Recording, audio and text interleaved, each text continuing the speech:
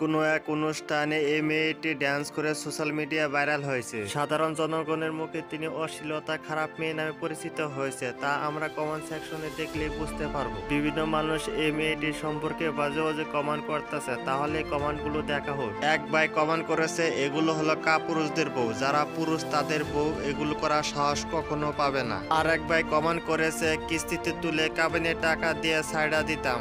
কাউসার সরকার নামে একজন কমেন্ট করেছে, ড্রিল মেশিন দিয়ে যদি ঠিক মতো কাজ না করে ড্রিল মেশিন চেঞ্জ করে নাও, তবুও দেয়াল ফাটায়ও না।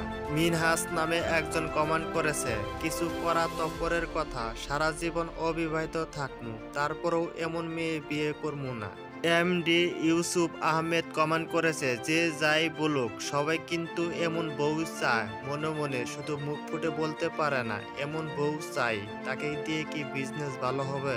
এমডি আশরাফুল ইসলাম কমেন্ট করেছে, ভিক্ষা করে হলেও ডিভোর্স দেওয়া উচিত। পুরের শিশির একজন কমেন্ট করেছে, 1 কেজি মরিচ গুঁড়া লাগাই দিতাম। আয়াত ইমাদি বলেছেন, যদি কখনো ধনী হই এমন বউ ডিভোর্স দিতে চাইলে আমি তাকে টাকা দিয়ে সাহায্য করব ইনশাআল্লাহ। আবু হাশেম একজন কমেন্ট করেছে, যার সাথে সব থেকে বেশি শত্রুতা তার সাথে বিয়ে দিয়ে দিতাম। নাইম আহমেদ একজন কমেন্ট করেছে, হোটেলে নাচাতাম আর পয়সা কামাতাম, যে যা ভালো পারে তাকে সেই কাজে লাগানো উচিত।